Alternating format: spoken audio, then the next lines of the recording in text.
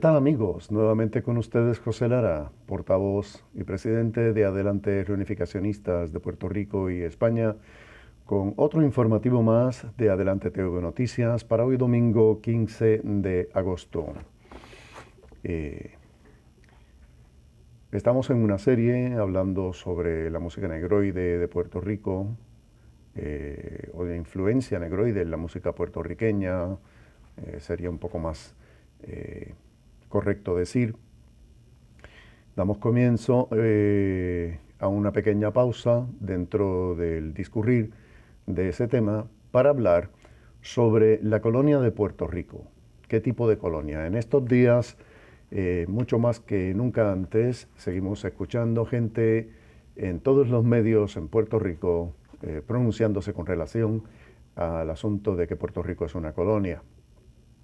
Y es muy bueno que lo hagan porque de esa forma mucha gente está conociendo, entendiendo una serie de cosas con relación a esta palabra y a esta realidad puertorriqueña, y es por eso que hoy vamos a dar lectura a un artículo preparado por uno de los miembros de nuestra asociación Adelante Reunificacionistas hace ya algún tiempo, con relación a este tema. El nombre del artículo es La colonia de Puerto Rico. ¿Qué tipo de colonia?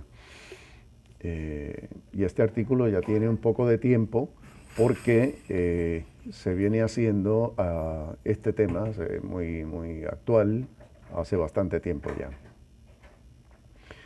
Una de las aseveraciones más comunes y corrientes sobre la condición política de Puerto Rico es que durante más de 5 siglos de historia es y ha sido una colonia. Hasta el eminente jurista y escritor José Trías Monge, quien fue uno de los arquitectos de la actual relación colonial que hoy sufrimos los puertorriqueños desde el 1952, bautizó en sus escritos a Puerto Rico como la colonia más vieja del mundo. Esta es una frase que hemos escuchado muy seguido últimamente. Y esta aseveración es cierta. Puerto Rico es y ha sido una colonia. Sin embargo, esta palabra, la palabra colonia, hay que evaluarla adecuadamente, ya que su significado ha cambiado con el pasar del tiempo. Sí, el idioma, el lenguaje, es un ente vivo y por lo tanto cambia, evoluciona. Actualmente esta palabra tiene diferentes definiciones o connotaciones políticas que se le han añadido con el pasar del tiempo. Igualmente, Puerto Rico ha tenido diferentes formas de relación colonial en su historia, particularmente desde el 1898, donde la isla fue invadida por un ejército extranjero. Para distinguir entre las posibles definiciones de la palabra colonia, utilizaré las definiciones que nos ofrece la Real Academia Española de la Lengua, que es una fiable y bien reputada institución. Dentro de las definiciones de ordenamiento político, esta provee 2 particulares conceptos o posibilidades para la palabra colonia. Un primer concepto se refiere a una población o proyección de la urbe en términos lejanos. Sus definiciones son, primera, conjunto de personas procedentes de un territorio que van a otro para establecerse en él. Segunda, territorio o lugar donde se establecen estas personas. Quinta, conjunto de los naturales de un país, región o provincia que habitan en otro.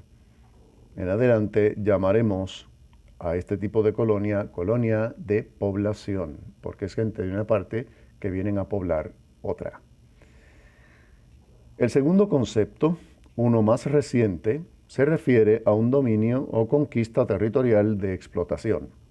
Sus definiciones oficiales son territorio fuera de la nación que lo hizo suyo y ordinariamente regido por leyes especiales, o territorio dominado y administrado por una potencia extranjera. En adelante llamaremos a este tipo de colonia, a esta condición, colonia de explotación, a diferencia de colonia de población. La palabra colonia, en el caso de colonia de explotación, la palabra colonia nos llega directamente del idioma latín y proviene de colonus, que significa no otra cosa sino labrador, que trabaja la tierra. Es importante notar que la palabra colonia y sus definiciones no guardan relación con la gesta que en 1492 llevó a cabo el almirante Cristóbal Colón. Aunque para la hispanidad es prácticamente imposible olvidar aquel evento auspiciado y realizado por España, en aquel tiempo, en aquel imperio romano, donde nacen gran parte de nuestra cultura, lengua, conceptos políticos, jurisprudencia y derechos ciudadanos, entre otras tantas disciplinas y quehaceres, una colonia era ninguna otra cosa que una división administrativa del imperio. Este término hoy es parte del nombre de la ciudad de Colonia en Alemania, fundada por Roma y entonces llamada Colonia Claudia Ara Agrippinensium. Igualmente podemos mencionar a Córdoba, en España, fundada como Colonia Patricia Cordua o la Colonia Iulia Urbs Triumphalis Tarraconensis, hoy conocida como Tarragona, también en España. Aquellas jurisdicciones romanas eran reglamentadas por una carta de fundación legislativa y por las instituciones del propio pueblo romano. Las colonias romanas entonces eran consideradas como una categoría política de prestigio dentro del ordenamiento político y civil romano. Estas eran una analogía o proyección de la propia ciudad de Roma. Este era el concepto que España tuvo de sus colonias. Más bien, es el concepto que España tuvo de sus colonias, particularmente en la América que una vez forjó y que fueron organizadas desde el siglo XVII como virreinatos, una división administrativa que permitían atender las necesidades de estos territorios en el Nuevo Mundo de una manera paralela y bastante similar a la administración pública que se llevaba a cabo en la península ibérica, pero que a su vez otorgaba la flexibilidad administrativa necesaria a esas tierras de las Españas que entonces se encontraban tan distantes y apartadas de la península. Por tal razón, las colonias españolas en aquellos virreinos eran parte de las Españas y eran España. Igualmente, los residentes de aquellas colonias de población eran ciudadanos españoles en igualdad de condiciones a los residentes de la península. Sin embargo, actualmente la palabra colonia ha pasado a ser un término peyorativo, particularmente luego de la Segunda Guerra Mundial, donde los grandes poderes coloniales europeos, es decir, Inglaterra, Francia, Holanda, Bélgica, Alemania e Italia, se vieron forzados a reconocer sus nefastas prácticas imperialistas alrededor del mundo. Estas naciones, para finales del siglo XIX, durante la llamada era del imperialismo europeo, desesperadamente procuraban recursos naturales para sustentar sus emergentes economías industriales. Repito, desesperadamente procuraban recursos naturales para sustentar sus emergentes colonias económicas e industriales. Durante esta época se dieron a la tarea de dominar y subyugar otras naciones menos adelantadas alrededor del mundo, particularmente en África y Asia. El objetivo de estos poderes coloniales era la explotación económica de las riquezas y recursos naturales de las naciones sometidas mediante el control de sus endebles aparatos políticos y o sociales. Muchas de estas naciones justificaron su proceder contra las naciones explotadas y o menos desarrolladas con nobles justificaciones de índole cultural y de civilización. Pero la verdad es que estas empresas solo servían los intereses imperiales de aquellos poderes europeos y con muy poca consideración para el futuro desarrollo o el bienestar de las naciones víctimas de dicha explotación. Normalmente, las naciones sometidas, las colonias de explotación, quedaban política y militarmente sometidas a los unilaterales designios del poder colonial sin ningún tipo de opción político-social, aparte de una desigual lucha armada. Entonces, ¿qué tipo de colonia era Puerto Rico durante los tiempos de España? La clara respuesta es que Puerto Rico entonces era una colonia de población o una proyección de España en América. Durante aquella época, cuando Puerto Rico era una provincia de ultramar, los puertorriqueños éramos españoles en igualdad de condiciones y derechos a todos los españoles y en igualdad a las demás provincias de la península ibérica. Para el año 1898, Puerto Rico tenía 3 senadores y 16 diputados en las Cortes Generales de España, por lo que éramos parte integral de la administración de nuestra entonces patria española, como eran las demás provincias allá en Europa. Igualmente, los ciudadanos de Puerto Rico eran tan ciudadanos españoles como los demás españoles de la península, Cuba y Filipinas. No estando sometido a poderes o controles significativamente diferentes a los que tenían los residentes de la España peninsular, teniendo igualdad de representación política con las demás provincias y siendo culturalmente similares a ambos lados del Atlántico, los puertorriqueños éramos una proyección de España en el Nuevo Mundo e igualmente españoles. Esta distinción colonial de ser una proyección de España es la que tuvo Puerto Rico hasta el 1898, al igual que la tuvieron Cuba y las Filipinas allá en Asia. Sin embargo, muchos razonablemente exponen que la Carta Autonómica que España le otorgó a Puerto Rico en 1897 se cuenta la palabra colonial un total de 45 veces, mientras que el término provincial es utilizado solamente en 12 ocasiones. Obviamente, siendo Puerto Rico una proyección de España en tierras lejanas, la definición prevaleciente de la palabra colonia como una proyección en tierras lejanas o colonia de población era la intención y definición correcta a finales del siglo XIX. Sencillamente, en aquella época, la definición de colonia de explotación o de conquista territorial no era parte del léxico político que prevalecía al momento. Tampoco una colonia de explotación describía la realidad política de Puerto Rico en el siglo XIX, como tampoco era la realidad de Cuba y Filipinas. Asimismo, la colonia de explotación no era parte del desarrollo que España tuvo con sus tierras, particularmente en la América que fundó. La verdad es que aquella Carta Autonómica le otorgó a la provincia de ultramar de Puerto Rico el primer estatuto autonómico de toda España, un estatuto que en pleno siglo XIX le extendió a nuestra isla poderes políticos y económicos que en el siglo XXI y bajo el dominio de la más poderosa democracia del mundo no hemos alcanzado, ni tenemos esperanza alguna de lograr. Y aún previo a aquella Carta Autonómica ostentábamos poderes políticos reales en España, teníamos poderes de gobierno local y administración pública, los cuales desde el 1898 hemos perdido. Una realidad que contrasta marcadamente con la penosa debilidad política que hoy vivimos los puertorriqueños. El 25 de julio de 1898, Puerto Rico fue invadido militarmente por el ejército de una nación extranjera y de distinta cultura, los Estados Unidos de Norteamérica. Desde entonces, la realidad de una colonia de explotación es la que describe la ya centenaria relación política de Puerto Rico con los Estados Unidos. La invasión, que fue motivada principalmente por los intereses expansionistas e imperialistas de aquella nación. Habiendo sido Puerto Rico un lucrativo mercado para el siglo XIX, los Estados Unidos procuraron acaparar el mercado que la isla les ofrecía.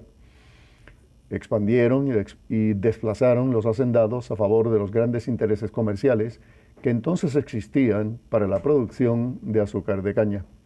Secuestraron las ganancias de la producción del ron y administraron sus arbitrios con los que aún hoy sufragan los costos de la aduana. En fin, consiguieron un mercado cautivo para el beneficio casi exclusivo de selectos intereses comerciales en los Estados Unidos y con muy poca consideración para los intereses de los puertorriqueños, que carecen de poderes reales dentro de la nación que hoy controla unilateralmente su destino. En el léxico político del siglo XXI y de política actual, Puerto Rico es una colonia y colonia de explotación. Es decir, existe bajo una condición de dominio extranjero, una relación política de dominación casi total donde los Estados Unidos rige y controla la isla desde que la invadió en 1898. Y bajo esta relación, las prerrogativas de Puerto Rico en temas sociales, económicos y políticos son mínimas en el mejor de los casos. Claramente, la segunda definición contenida por la RAE para el término de colonia de explotación es la que describe la relación política actual que hoy sufre Puerto Rico, una relación que es y ha sido eminentemente imperialista y que inicialmente estuvo enmarcada con un alto grado de revisión cultural. También se puede argumentar que Puerto Rico es una neocolonia, término que se dice fue acuñado por Kwame Nkrumah y posteriormente elaborado ampliamente por Jean-Paul Sartre y Noam Chomsky. Esencialmente, esto es una jurisdicción sometida a los designios comerciales y capitalistas de una nación más poderosa y o a los intereses comerciales de empresas extranjeras.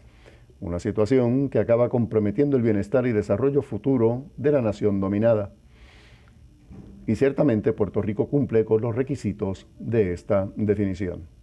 Sin embargo, la definición de una neocolonia falla en describir y capturar adecuadamente la realidad de dominación e incapacidad política que sufre Puerto Rico desde el 1898, cuando la isla fue cedida cual botín de guerra en aquel llamado Tratado de París.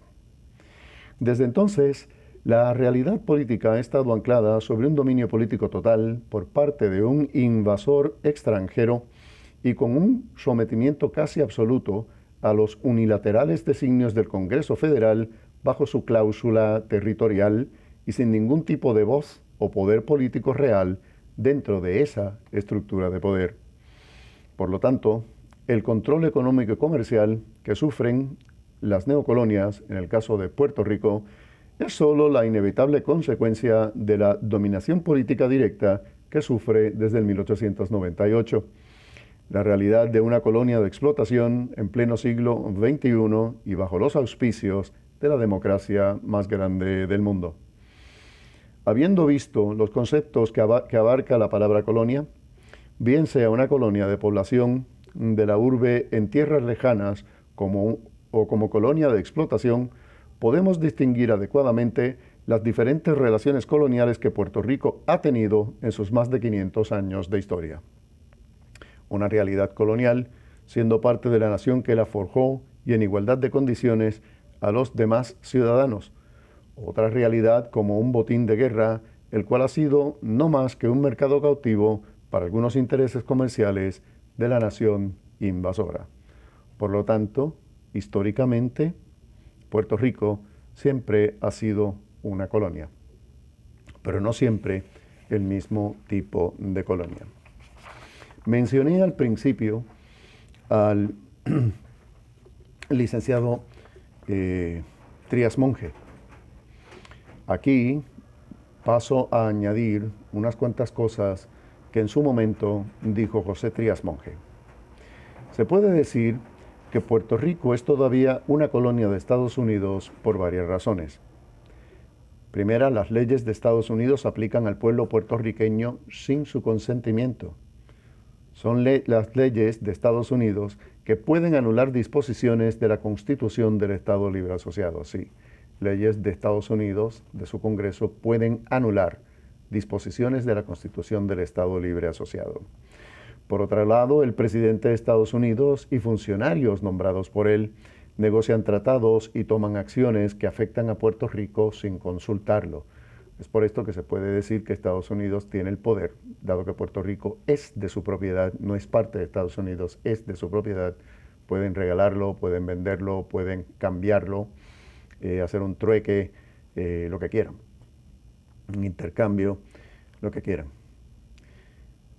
También por medio de una concesión unilateral por el Congreso de jurisdicción por causa de diversidad de ciudadanía, los tribunales de Estados Unidos deciden casos que envuelven y cuestionan el de derecho estrictamente locales.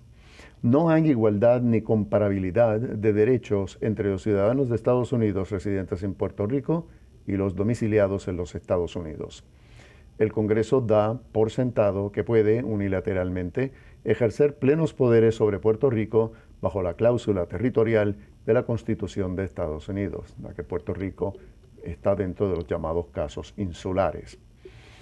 El gobierno de Estados Unidos sostiene que la soberanía de Puerto Rico reside exclusivamente en Estados Unidos y no en el pueblo de Puerto Rico.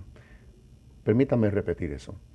El gobierno de Estados Unidos sostiene que la soberanía sobre Puerto Rico reside exclusivamente en Estados Unidos y no en el pueblo de Puerto Rico. Esto es para explicar que los que nos pueden dar la estabilidad, la independencia o dejarnos en la neocolonia para siempre son ellos, los gringos. No somos nosotros. Esto que quede bien claro. Para aquellos que todavía siguen creyendo las mentiras que les dicen los de los partidos tradicionales. Estabilidad, independencia o estado librismo no la conseguimos nosotros.